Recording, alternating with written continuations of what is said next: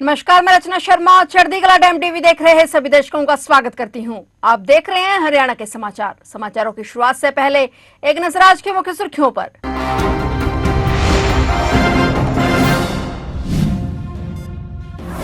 लोक संपर्क एवं कष्ट निवारण समिति की बैठक। सिरसा में आयोजित बैठक में पहुंचे सीएम सैनी। सीएम ने जनहित से जुड़े परिवारों पर की सुनवाई।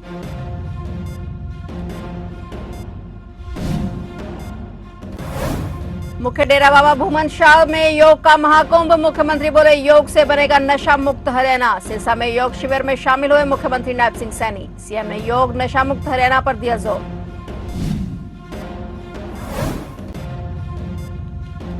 नशे के खिलाफ सरकार का बड़ा एक्शन। प्रदेश में खुलेंगी 13 नई फास्ट ट्रैक कोर्ट। ड्रग तस्करों पर कसेगा शिकंजा।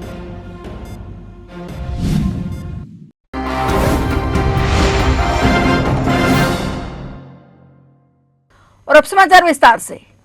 आज सिरसा में जिला लोक संपर्क एवं कष्ट निवारण समिति की बैठक आयोजित की गई। सीएम नायब सिंह सैनी जिला लोक संपर्क एवं कष्ट निवारण समिति की बैठक में पहुंचे। इस दौरान मुख्यमंत्री नायब सिंह सैनी ने बैठक में जनहित से जुड़े कुल 22 परिवारों पर विस्तार से सुनवाई की। बैठक के दौरान शिकायतकर्ताओं की समस्याओं को गंभीरता से लेते हुए मुख्यमंत्री ने संबंधित अधिकारियों को अधिकांश मामलों का मौके पर ही समाधान सुनिश्चित करने और शेष मामलों के त्वरित और पारदर्शी निस्तारण के लिए आवश्यक दिशा निर्देश दिए। सरकार का उद्देश्य है कि आमजन की समस्याओं का समयबद्ध समाधान हो और उन्हें कार्यालयों के अनावश्यक चक्कर न लगाने पड़े। मुख्यमंत्री ने शिकायतकर्ताओं की समस्याओं को गंभीरता से सुनते हुए संबंधित अधिकारियों को मामले का शीघ्र एवं प्रभावी समाधान सुनिश्चित करने के निर्देश दिए।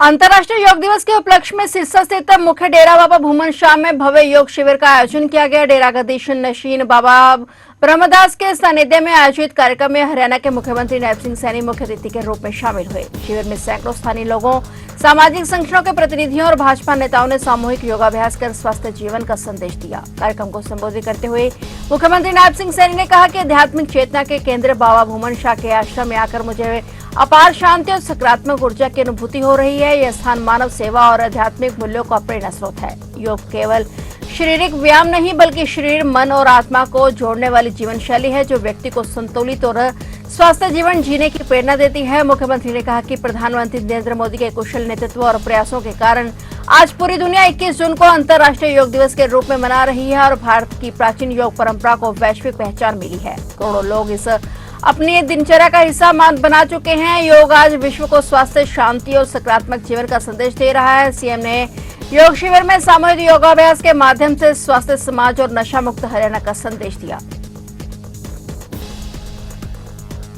हरियाणा सरकार ने मादक पदार्थों की तस्करी और नशे से जुड़े मामलों के त्वरित निपटारे के लिए राज्य में 13 नई फास्ट ट्रैक विशेष अदालतों के गठन की अधिसूचना जारी कर दी है। अब फतेहाबाद में पहले से स्थापित अदालत के अतिरिक्त 2 नई और सिरसा में 6 नई अदालतें स्थापित होंगी। फरीदाबाद, गुरुग्राम, पंचकुला, रोहतक, यमुनानगर में एक अतिरिक्त विशेष अदालत बनेगी। राज्य सरकार के मुताबिक इन अदालतों को विशेष रूप से तस्करी, मादक पदार्थों के अवैध बिक्री, परिवहन और संबंधित अपराध की सुनवाई के लिए अधिकृत किया गया है। राज्य में पहले से ही 8 फास्ट ट्रैक हैं, अब इनकी संख्या बढ़कर 21 हो जाएगी। इन अदालतों में अपर सत्र न्यायाधीश सत्र के न्यायिक अधिकारियों को विशेष न्यायाधीश के रूप में नियुक्त किया जाएगा। यह नियुक्तियां पंजाब एवं हरियाणा उच्च न्यायालय के मुख्य न्यायाधीश की सहमति से होंगी। हरियाणा में बड़ी संख्या में एनडीपीएस के मामले दर्ज हुए हैं। इन मामलों के त्वरित निपटारे, आरोपियों को शीघ्र सजा दिलाने और न्यायिक प्रक्रिया को प्रभावी बनाने के लिए इनकी आवश्यकता महसूस की जा रही थी। नई अदालतों के गठन से लंबित मामलों का बोझ कम होगा और सरकार को नशे के खिलाफ जीरो टॉलरेंस नीति की मजबूती मिलेगी। राष्ट्रीय चिकित्सा आयोग ने 21 जून 2026 को होने वाली नीट यूजी री एग्जाम से पहले देश भर के मेडिकल कॉलेजों और संस्थानों को एक नई एडवाइजरी जारी की है। इसमें कॉलेज प्रशासन ने कहा है कि 20 और 21 जून को छात्रों को सामान्य अवकाश न दिया जाए, केवल आपातकालीन परिस्थितियों और उचित कारण होने पर ही छुट्टी दी जाए। वहीं हरियाणा सरकार ने भी नीट यूजी री एग्जाम को लेकर व्यापक प्रबंध किए हैं। मुख्यमंत्री नायब सिंह सैनी के निर्देशानुसार 21 जून को आयोजित होने वाली नीट पुणे परीक्षा में शामिल होने वाले अभ्यर्थियों को हरियाणा रोडवेज की बसों में फ्री यात्रा सुविधा उपलब्ध करवाई जाएगी ताकि अभ्यर्थियों को परीक्षा केंद्रों तक पहुंचने में किसी प्रकार की कठिनाई का सामना न करना पड़े। यह पहल विद्यार्थियों के हितों के प्रति हरियाणा सरकार की प्रतिबद्धता को दर्शाती है तथा यह सुनिश्चित करेगी कि ये नीट पुणे परीक्षा में शामिल होने वाले अभ्यर्थी बिना किसी परेशानी के अपनी परीक्षा केंद्र तक पहुंच सके। हरियाणा ने एग्रीस्टेक कार्यक्रम के तहत 1,75,00,000 कृषि भूखंडों की जियो रेफरेंसिंग तथा राज्य के लगभग 96% गांवों का डिजिटल मानचित्रण कर लिया है। इसके साथ ही 11,58,000 से अधिक किसानों का पंजीकरण किया जा चुका है और 8,32,000 किसान आईडी तैयार की जा चुकी है। शेष गांवों को भी अगले 2 महीने के भीतर कवर किए जाने की संभावना है। यह जानकारी मुख्य सचिव अनुराग रस्तोगी की अध्यक्षता में हुई एग्रीस्टेक कार्यक्रम की संचालन समिति की बैठक में दी गई। बैठक के दौरान मुख्य सचिव अनुराग रस्तोगी ने कहा कि एग्रीस्टेक पहल किसानों के रिकॉर्ड, भूमि स्वामित्व संबंधी विवरण और फसल संबंधी जानकारी को एकीकृत डिजिटल प्लेटफॉर्म पर उपलब्ध करवाकर पारदर्शी और डेटा आधारित कृषि व्यवस्था की मजबूत नींव तैयार कर रही है। उन्होंने कहा कि इस प्रणाली के पूर्ण रूप से लागू होने के बाद सरकारी लाभों की त्वरित पहुंच सुनिश्चित होगी, दोहराव में कमी आएगी और कल्याणकारी योजनाओं का लाभ लक्षित लाभार्थियों तक अधिक से अधिक प्रभावी ढंग से पहुंच सकेगा। और समीक्षा के दौरान बताया गया कि हरियाणा के कुल 7,100 गांवों में से 6,808 गांवों को जियो रेफरेंसिंग पूरी हो चुकी है, जो कि 95.99% कवरेज है। प्रथम विश्व योगासन चैंपियनशिप के हरियाणा के विजेता खिलाड़ियों ने चंडीगढ़ स्थित सरकारी आवास संत कबीर कुटीर में मुख्यमंत्री नायब सिंह सैनी से मुलाकात की। भारतीय टीम में शामिल हरियाणा के 11 खिलाड़ियों के इस दल का नेतृत्व हरियाणा योग आयोग के चेयरमैन डॉक्टर जयदीप आर्य और योगासन स्पोर्ट्स एसोसिएशन के महासचिव डॉक्टर युद्धवीर ने किया। मुख्यमंत्री ने सभी खिलाड़ियों को आशीर्वाद देते हुए उनके उज्जवल भविष्य की कामना की। इस मुलाकात में फरीदाबाद का प्रतिभावान खिलाड़ी मनीषा भी शामिल रही और बता दें कि मनीषा ने योगासन में 2 स्वर्ण पदक अपने नाम किए थे। मनीषा की इस ऐतिहासिक अंतर्राष्ट्रीय उपलब्धि पर जश्न मनाने के लिए 20 जून को फरीदाबाद में एक भव्य स्वागत और सम्मान समारोह का आयोजन किया जाएगा। मुलाकात के दौरान खिलाड़ियों ने मुख्यमंत्री से योगासन को हरियाणा की खेल नीति में शामिल करने और अन्य खेलों के समान सुविधाएं देने का अनुरोध किया है। पंचकुला निगम के फंड से जुड़े करोड़ों रुपए के कथित घोटाले और बैंकिंग अनियमितताओं की जांच सीबीआई कर रही है और इस मामले में पहले भी कई दस्तावेजों और वित्तीय रिकॉर्डों की जांच की जा चुकी है। सीबीआई अब रिमांड अवधि के दौरान आरोपी से विस्तृत पूछताछ करेगी। पंचकुला नगर निगम बैंक फ्रॉड मामले में गिरफ्तार आईएएस अधिकारी आरके सिंह को सीबीआई की विशेष अदालत में पेश किया गया। सुनवाई के दौरान सीबीआई ने मामले की गहन जांच के लिए आरोपी का रिमांड मांगा। अदालत ने दोनों पक्षों की दलीलें सुनने के बाद आरके सिंह को 3 दिन के सीबीआई रिमांड पर भेज दिया है। जांच एजेंसी का मानना है कि आरोपी से पूछताछ के दौरान कई महत्वपूर्ण जानकारियां सामने आ सकती हैं, जिससे मामले के अन्य पहलुओं का खुलासा होगा। गौरतलब है कि पंचकुला निगम के फंड से जुड़े करोड़ों रुपए के कथित घोटाले और बैंकिंग अनियमितताओं की जांच सीबीआई कर रही है। यमुनानगर में मतदाता सूचियों के विशेष गहन पुनरीक्षण 2026 को लेकर एसडीएम कार्यालय में एक महत्वपूर्ण प्रेस वार्ता का आयोजन किया गया। इस दौरान अधिकारियों ने भारत निर्वाचन आयोग के निर्देशानुसार चलाए जा रहे विशेष अभियान की जानकारी देते हुए मतदाता सूची की त्रुटि रहित और अद्यतन बनाने के लिए किए जा रहे प्रयासों पर प्रकाश डाला। साथ ही पात्र नागरिकों से अपने नाम मतदाता सूची में शामिल करवाने की अपील भी की गई। अधिकारियों ने बताया कि बूथ स्तर के अधिकारी घर घर जाकर सत्यापन कार्य करेंगे और पात्र नागरिकों से आवश्यक दस्तावेज प्राप्त कर सकेंगे। उन्होंने मीडिया प्रतिनिधियों से भी अपील की कि वे इस अभियान की जानकारी आम जनता तक पहुंचाने में सहयोग करें, ताकि कोई भी पात्र मतदाता सूची में शामिल होने से वंचित न रहे।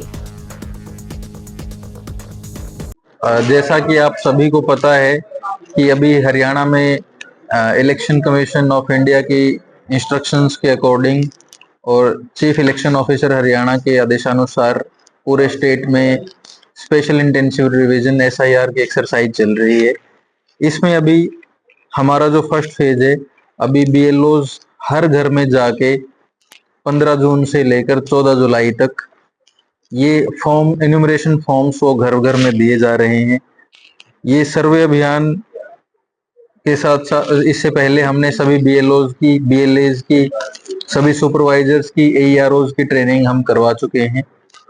तो इसके लिए मैं सभी जो जगाधरी विधानसभा क्षेत्र के जितने भी वोटर हैं, जितने भी नागरिक हैं, उन सब से मेरा अनुरोध है, मेरी अपील है कि आप एसआईआर की एक्सरसाइज में हमारे बीएलओज का सहयोग करें, क्योंकि वो लोग भी इस कड़ी गर्मी में इतनी मेहनत करके एसआईआर का काम पूरा करने में लगे हुए हैं। 15 जून से 14 जुलाई तक का फेज हमारा ये सर्वे का है कि इसमें इन्यूमरेशन फॉर्म्स दे रहे हैं और इन्यूमरेशन फॉर्म कलेक्ट करके उसके बाद हमने 1 महीने का टाइम इसमें क्लेम्स एंड ऑब्जेक्शन, दावे और आपत्तियों का रखा है। तो 21 जुलाई से 20 अगस्त तक 21 जुलाई से 20 अगस्त तक जो आपत्तियां हैं या जो दावे हैं वोटर्स के, वो लिए जाएंगे। उसके बाद फाइनल पब्लिकेशन 22 सितंबर को होगा। तो हमारे 243 बूथ हैं जो जगाधरी सब डिवीजन में हैं। तो हर एक बूथ के ऊपर एक बीएलओ अपॉइंटेड है और 8 से 10 बीएलओज के ऊपर एक सुपरवाइजर, टोटल 25 सुपरवाइजर हमारे अपॉइंटेड हैं और 4 या 5, मैक्सिमम 5, कम से कम 4 हमने रखे हैं कि 4 सुपरवाइजर्स के ऊपर एक एईआरओ को भी हमने अपॉइंट किया है ताकि काम को स्मूथली किया जा सके। तो एनुमरेशन फॉर्म्स डिस्ट्रीब्यूशन का काम अभी चल रहा है। जो इलेक्शन कमीशन की हिदायतें हैं और जो उन्होंने हमारे लिए टारगेट फिक्स किए हैं, हम सभी के सहयोग से ये काम जो समयबद्ध तरीके से पूरा करेंगे। गर्मियों की छुट्टियों में बढ़ती यात्रियों की भीड़ को देखते हुए भारतीय रेलवे द्वारा समर स्पेशल ट्रेनों का संचालन किया जा रहा है। अंबाला रेल मंडल से रोजाना 18 समर स्पेशल ट्रेनें गुजर रही हैं, जिनमें से 9 ट्रेनों का संचालन मंडल के अंतर्गत किया जा रहा है। यात्रियों की सुविधा के लिए चंडीगढ़, अंबाला और कालका से विशेष ट्रेनों का संचालन किया जा रहा है। वहीं परीक्षार्थियों की सुविधा के लिए सहारनपुर जालंधर के बीच पे एक स्पेशल ट्रेन चलाई गई है। रेलवे अधिकारियों का कहना है कि ये समर स्पेशल ट्रेनें फिलहाल 15 जुलाई तक संचालित रहेंगी और जरूरत पड़ने पर इनकी अवधि बढ़ाई जा सकती है। यात्रियों को ट्रेन संबंधी जानकारी, टिकट बुकिंग और अन्य सुविधाएं रेल वन ऐप के माध्यम से उपलब्ध करवाई जा रही हैं। तो आप देख रहे थे हरियाणा के समाचार और नए समाचारों के साथ फिर से हाजिर होंगे। तब तक के लिए देखते रहिए चढ़ती कला टाइम टीवी और अब मुझे दीजिए इजाजत। धन्यवाद।